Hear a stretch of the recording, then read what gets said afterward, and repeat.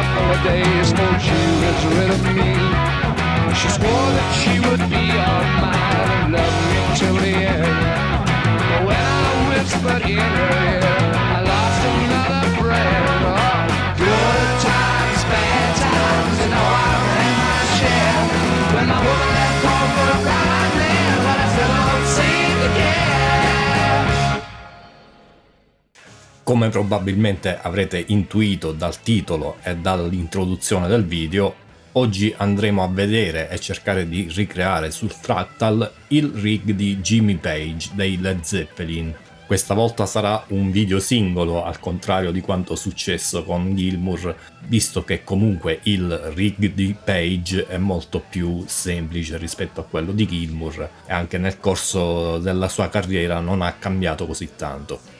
E quindi innanzitutto partiamo dalle chitarre. Per il primo album la sua chitarra principale è stata la Fender Telecaster, o per meglio dire la Dragoncaster, nominata così per via appunto della rifinitura presente sul corpo della chitarra dei disegni, e si dice che questa chitarra gli sia stata regalata da Jeff Beck quando lui ancora suonava negli Yardbirds, che era il suo gruppo precedente prima di fondare i Led Zeppelin. Nel secondo album invece ha utilizzato principalmente la sua altra amica inseparabile, ovvero la Gibson Les Paul. Oltre a queste ovviamente anche le chitarre acustiche, in particolar modo la sua Martin D28, che possiamo vedere in tantissimi concerti dei Led Zeppelin infatti, anche la 12 corde acustica con cui poi registrerà Stairway to Heaven. Ovviamente troviamo anche la chitarra pedal steel con cui ha registrato molte delle parti suonate con lo slide in alcune canzoni dei Led Zeppelin, nonché la Gibson EDS 1275, ovvero la chitarra a doppio manico, che possiamo sempre vedere in tanti live, ovviamente anche questa usata per gli arpeggi nella parte centrale di Stairway to Heaven. Poi ovviamente nel tardo periodo della sua carriera troviamo anche tante altre chitarre diverse, come un po' tutti i chitarristi ovviamente, anche lui ha provato e sperimentato cose diverse, però diciamo che quelle principali che sentiamo negli album dei Led Zeppelin sono queste.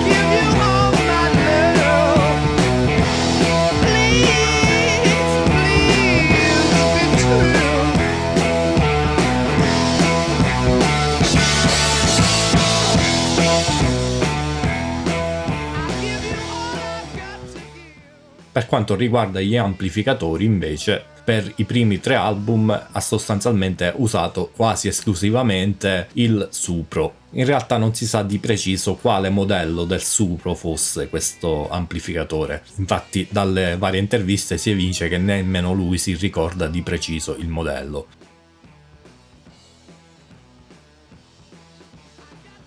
Si ricorda soltanto che in questo ampli, che era un combo, aveva sostituito i coni originali per un cono da 12. Infatti spesso gli ampli Supro uscivano con un cono da 15 pollici oppure 2 da 10, come spesso accadeva anche per altri amplificatori pensati per il blues. Lui invece ha fatto una scelta un po' più rockettara, tra virgolette, mettendo il cono da 12. Anche qui però non si sa di preciso che cono fosse, probabilmente un Celestion. In realtà nello stesso periodo si dice che abbia anche utilizzato un Vox AC30, che che lui possedeva e anche usato dal vivo alcune volte, però almeno dalle poche fonti disponibili, a quanto pare la maggior parte delle registrazioni in questi primi 3 album sono state fatte col Supro. Il Vox è stato usato magari soltanto per qualche parte secondaria, forse un po' di più per il secondo album, ma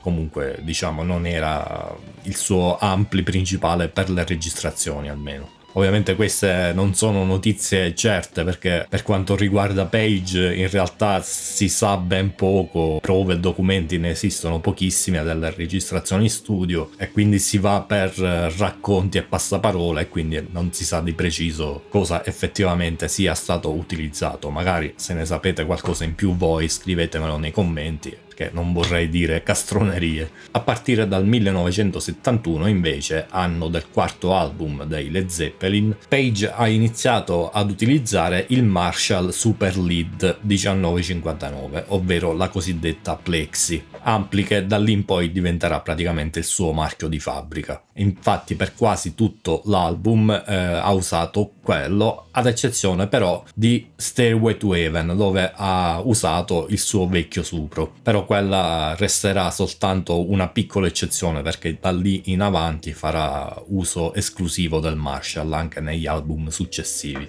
Anche per quanto riguarda gli amplificatori, nel corso degli anni ha anche provato altra roba, come ad esempio alcuni Fender, il Dual Showman, il Super Reverb, oppure anche l'Orange AD30, e poi negli anni recenti, negli anni 90, anche una nuova versione del Vox AC30.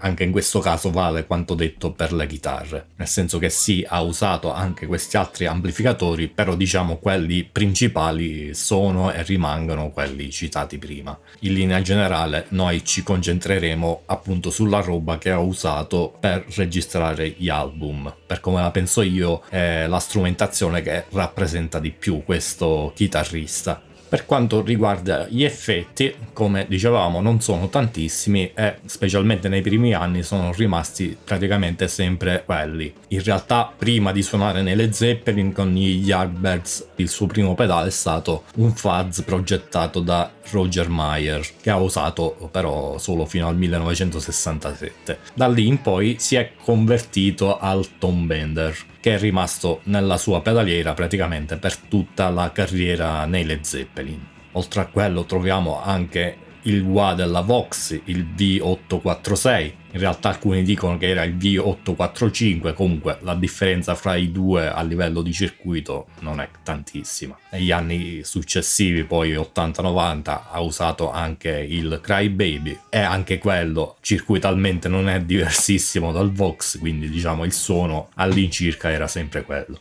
L'unico effetto di modulazione presente nella sua pedaliera era l'MXR Phase 90, che possiamo sentire in un paio di canzoni famose come Immigrant Song oppure Dazed and Confused. Non è stato usato tantissimo nelle registrazioni, ma dal vivo invece lo usava un po' più spesso.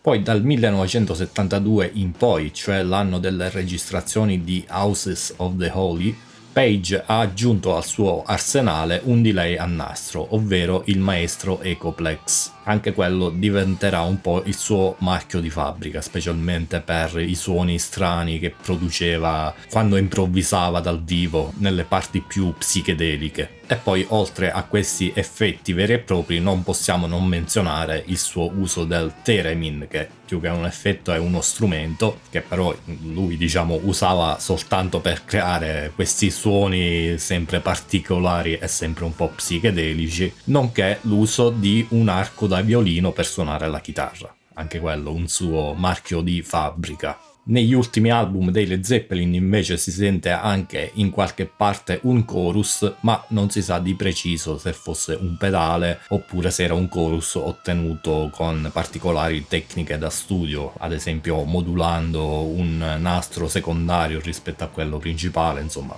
tecnica che si usava spesso per creare effetti di chorus o flanger. A fine anni 80 e per gli anni 90 poi Page si è fatto costruire una pedaliera da Pete Cornish, seguendo le orme di tanti altri artisti dell'epoca. E in questa pedaliera troviamo un po' tutti i principali pedali citati finora, in più un chorus, probabilmente un Boss CE2, due pedali whammy della Digitech, poi il solito Face 90, il Cry Baby e anche vari tasti per controllare altra strumentazione come appunto l'Ecoplex o Send Return per vari preamp e anche un boost lineare per spingere di più l'amplificatore. Infine, un'altra cosa da citare è il probabile uso di un Leslie. In realtà intanto non si sa se effettivamente l'abbia utilizzato, però sembrerebbe di sì, perché in alcune canzoni si sente chiaramente un effetto simile al Leslie, poi in realtà non si sa se l'abbia ottenuto appunto con un Leslie oppure con il Face 90 settato veloce. Comunque alcune voci dicono che effettivamente abbia usato un Leslie, che probabilmente in realtà non era il suo ma quello di John Paul Jones che usava per l'Hammond, quindi diciamo c'è la possibilità che l'abbia semplicemente preso in prestito da lui per fare qualche registrazione, perché comunque dal vivo sul palco non è mai stato visto un Leslie per la chitarra, almeno che io sappia. Come sempre, se avete notizie diverse scrivetemelo nei commenti.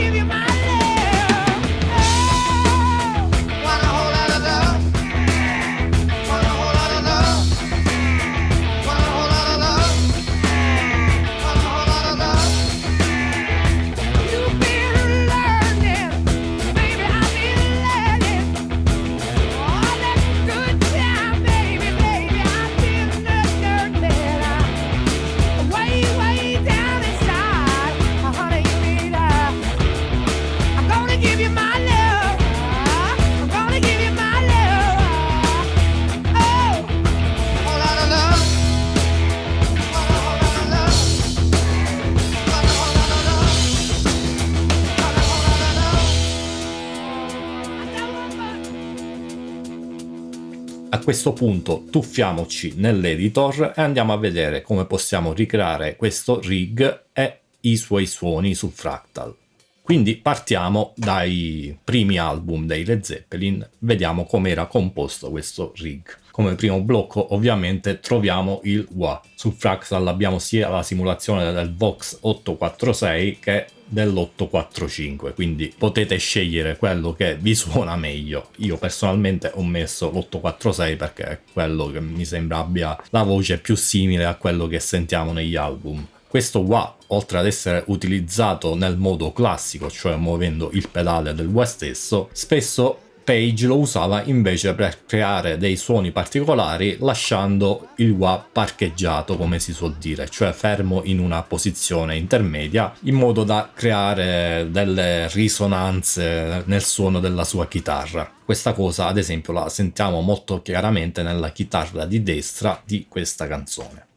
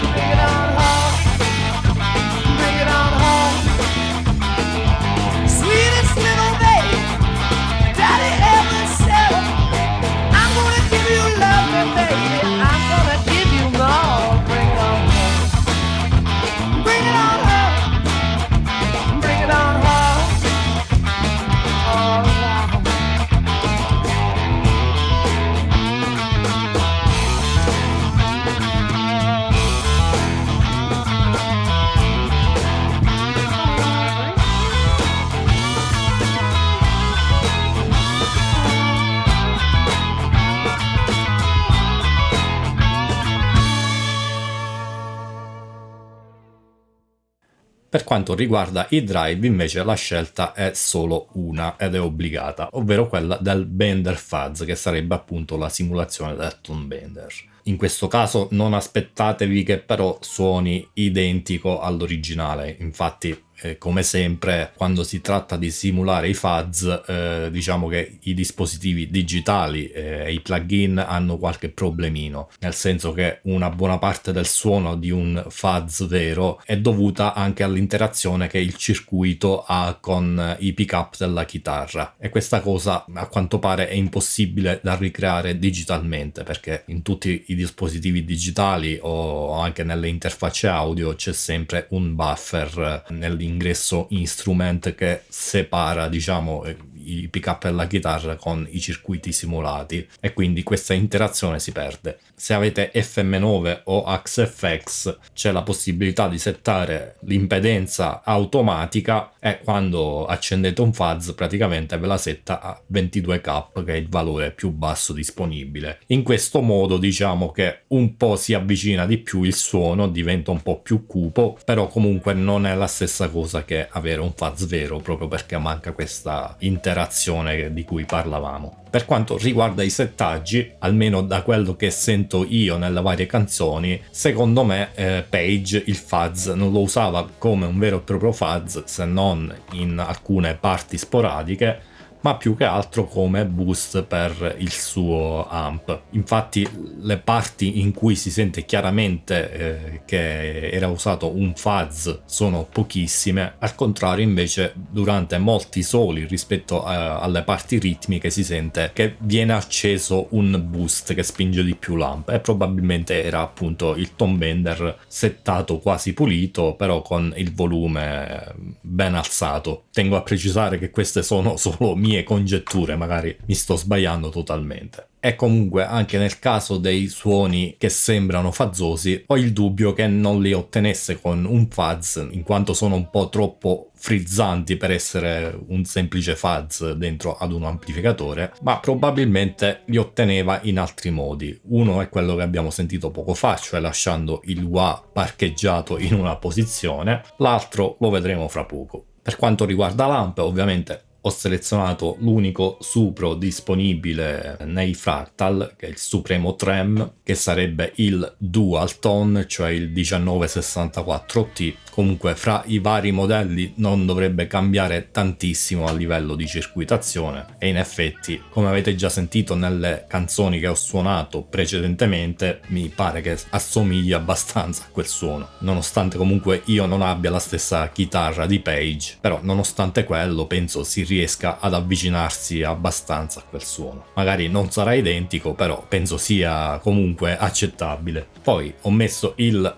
monotape come delay, visto che dovrebbe essere quello che si avvicina di più al maestro Ecoplex. Se volete ovviamente potete anche giocare un po' con l'equalizzazione del delay, se avete esperienza appunto con un Ecoplex vero, oppure se trovate qualche registrazione di questo delay magari vi potete avvicinare un po' più a quel suono tramite questi controlli. Poi ho messo un rotary che va a simulare appunto il Leslie, un altro delay per simulare un po' il delay utilizzato in studio per alcune registrazioni, questo probabilmente ottenuto col nastro stesso delle registrazioni. Infatti ad esempio nella parte psichedelica di How Many More Times si sente che ci sono degli eco che si spostano da sinistra a destra, ma a quell'epoca in realtà Page non aveva ancora il maestro Ecoplex e quindi appunto probabilmente era un delay da studio, oppure un delay ottenuto semplicemente reincidendo la chitarra sui stessi nastri della registrazione. E infine ho messo un riverbero perché, come spesso si usava all'epoca, veniva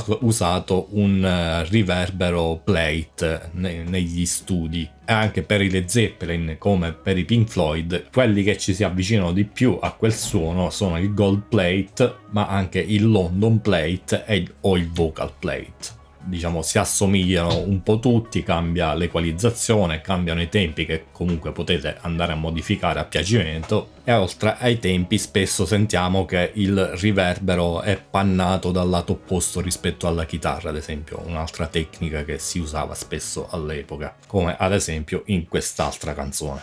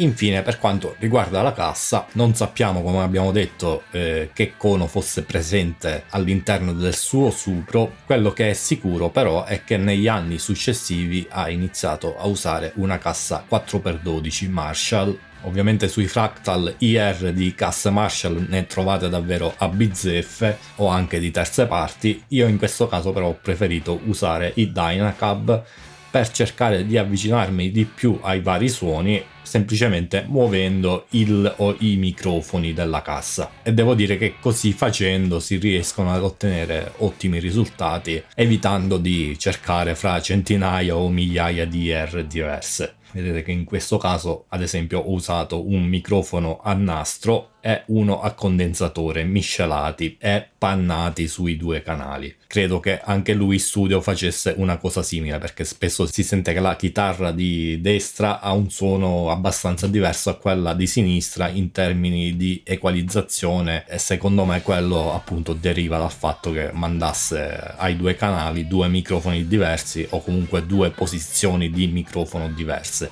L'altro modo di cui parlavo prima a riguardo del suo creare dei suoni fazzosi, secondo me, ma ne sono quasi certo di questa cosa, è quello di mandare in saturazione il preamp con cui stava registrando.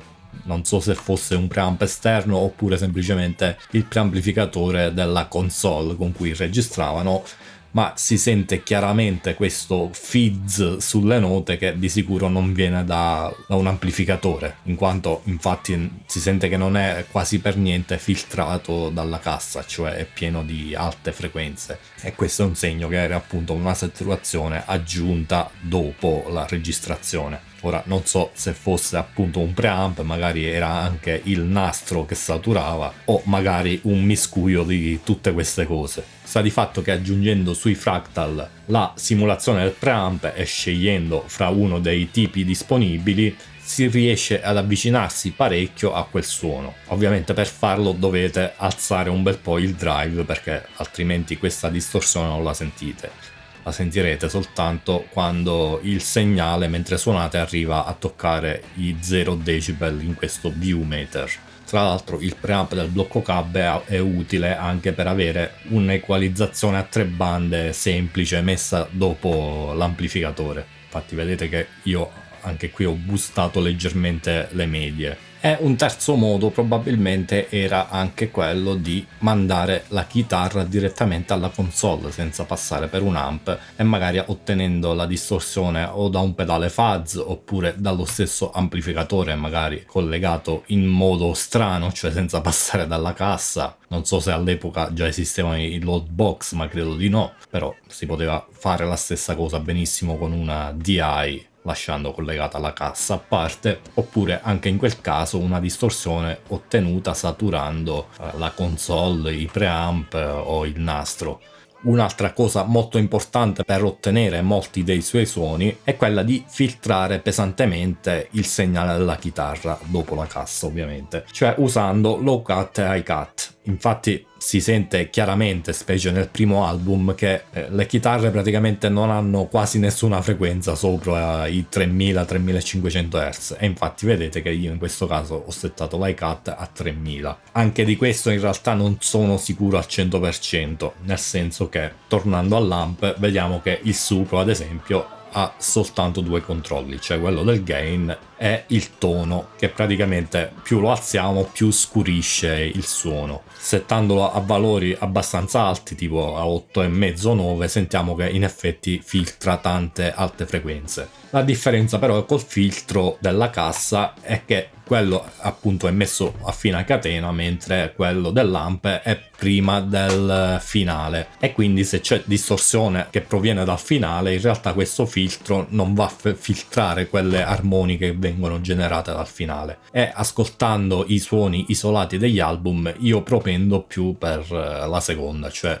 il filtro messo dopo la registrazione, cioè dopo la cassa, perché usando comunque il tono dell'amp non si riesce a filtrare così tanto in realtà sulle alte frequenze, proprio perché ci sono queste armoniche in più che vengono generate dopo. Comunque anche qui sperimentate voi, vedete quale dei due vi piace di più e fatemelo sapere eventualmente.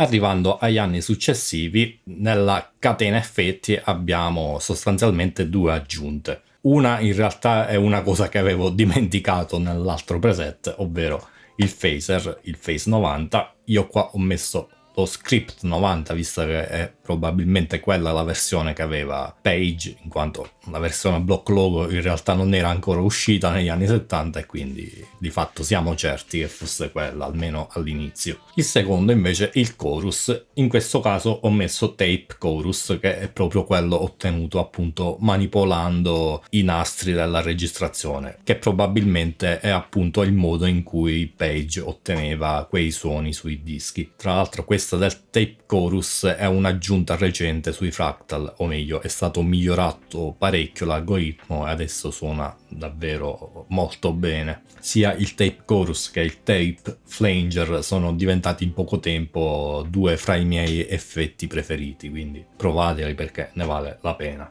Ovviamente l'altro cambiamento poi è rappresentato dall'amp, che non è più il Supro ma la Marshall Plexi. In questo caso io ho selezionato l'SLP 1959, in realtà però di Plexi sui Fractal ne troviamo diverse. Oltre alla 1959 infatti troviamo anche la Plexi 100 watt, che sostanzialmente è lo stesso modello ma di un'epoca un po' diversa. È come sempre quando si tratta di Marshall Vintage, anche se era lo stesso modello, in realtà a livello di circuito poi cambiavano diversi componenti e si può considerare un ampli diverso. Non suonano diversissime, però la differenza si sente sicuramente. Un altro amp che potete provare e che suona benissimo, forse il migliore a mio parere, in generale, magari non per i Led Zeppelin, è il Brit Studio 20, che sarebbe un Marshall recente, cioè la versione da 20 watt della Plexi che è uscita solo un paio d'anni fa, credo. Il modello è SV20H, se non ricordo male.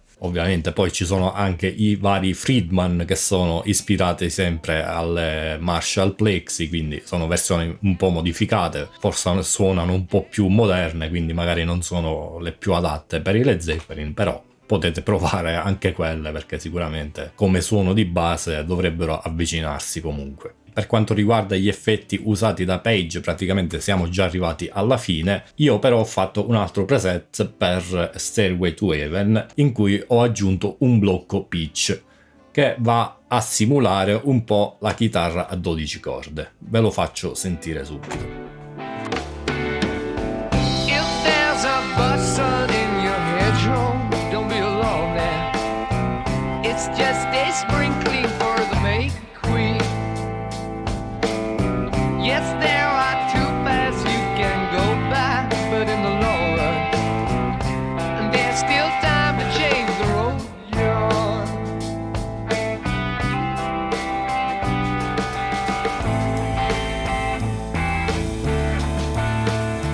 And it makes me wonder,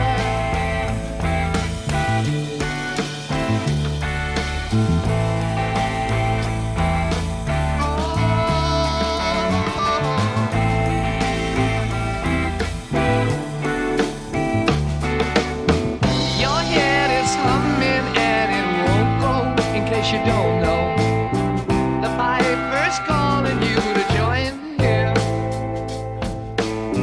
Dear lady, can you hear the wind blow?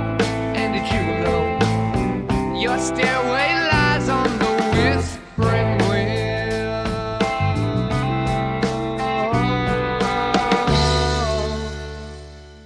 Con questo penso sia tutto. Come avete visto il video è stato breve e indolore, a differenza di quelli su Gilmour. Come sempre quando si tratta di questo tipo di video in cui vediamo i rig di chitarristi famosi, trovate tutti i preset che avete visto e sentito nei link in descrizione. Anzi, in realtà ne trovate anche dei più relativi ai Led Zeppelin, ma anche tutti quelli passati, quindi andate a dare un'occhiata se vi interessano. Vi ricordo sempre che se volete abbiamo anche il gruppo Telegram, trovate sempre il link in descrizione se volete partecipare.